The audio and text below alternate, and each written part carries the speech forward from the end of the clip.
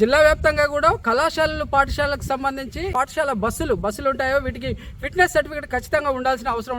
School పునఃప్రారంభం కాగానే వీటికి సంబంధించిన డెడ్ లైన్ కూడా అయిపోయింది. ఈ నెల రోజుల పాటు ఆర్టీఐ అధికారులు విస్తృత తనిఖీలతోటి ఫిట్నెస్ సర్టిఫికేట్ లేని వాహనాలను సీజ్ చేసి యాజమాన్యాలపై కఠిన చర్యలు అంటున్నారు. అయితే జిల్లా వ్యాప్తంగా 100 స్కూల్ బస్సులు ఉంటే ఇప్పటి వరకు 81 స్కూల్ బస్సులు మాత్రమే ఫిట్నెస్ సర్టిఫికేట్ పొందాయని, మిగతా 15 వాహనాలు ఇప్పటికీ ఫిట్నెస్ మరి చేయించలేదని ఇక్కడున్న ఆర్టీఐ అధికారులు చెప్తున్నారు. ఫిట్నెస్ లేకుండా రోడ్లపైన తిరుగుతున్న వాహనాలను అక్కడికక్కడే సీజ్ చేస్తూ వాటి యాజమాన్యాలపైన కూడా మరి చర్యలు తీసుకుంటున్నామని చెప్తున్నారు. ముఖ్యంగా ఫిట్నెస్ లేకపోవడంతో గతంలో స్కూల్ బస్సులు ఎన్నో ప్రమాదాలకు గురయ్యాయి. ముఖ్యంగా అనుభవం లేని డ్రైవర్లతో పాటు ఫిట్నెస్ సర్టిఫికేట్ లేని బస్సులను రోడ్లపైన తింపడం చట్టరీత నేరమని మరి ఇక్కడ ఉన్న కొమరంభీం జిల్లా అధికారులు చెప్తున్నారు. మరి అధికారులు ఫిట్నెస్ సందర్భంగా అసలు ఫిట్నెస్ ఏ విధంగా చేస్తారు, డ్రైవర్లకు ఏ విధమైన శిక్షణ అవసరం ఉంది, యాజమాన్యాలు ఎలాంటి గైడ్ లైన్ పాటించాలో అడిగి తెలుసుకునే ప్రయత్నం చేద్దాం రండి.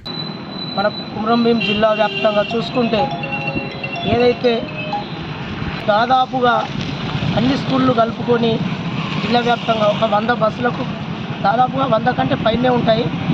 అయితే ఒక్కటి ఫిట్నెస్ అయినాయి అన్నట్టు తెలిసింది. మిగతా ఈ నెల 15 రోజుల ఈ హాలిడేస్ కాల పరిమితిలో ఇవన్నీ పూర్తి చేసుకొని ఈరోజు అన్ని బస్సులు కూడా జిల్లా వ్యాప్తంగా కంటిన్యూషన్గా తిరగాలి. వాటికి ఫిట్నెస్కు సంబంధించిన ఏ అర్హతలు ఉన్నాయో అవన్నీ కూడా ఆర్టీఐ అధికారులు పరిశీలించి తర్వాతనే రోడ్డుకెక్కి పిల్లల విషయంలో పలు జాగ్రత్తలు ఏదైతే నిబంధనలకు అనుగుణంగా అవి చేసుకుంటే బాగుంటుంది.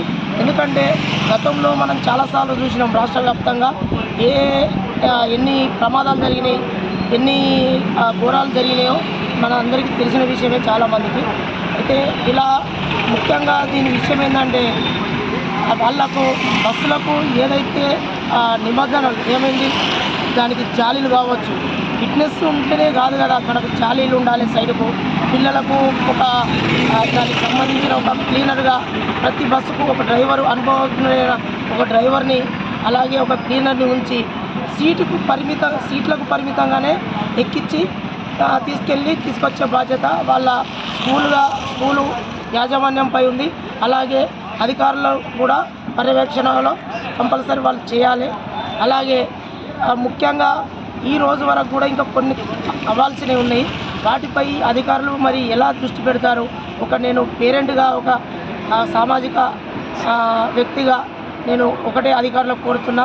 ఎందుకంటే ఈ అధికార పర్యవేక్షణ లేకపోతే పెను ప్రమాదం జరిగే అవకాశాలు ఉన్నాయి.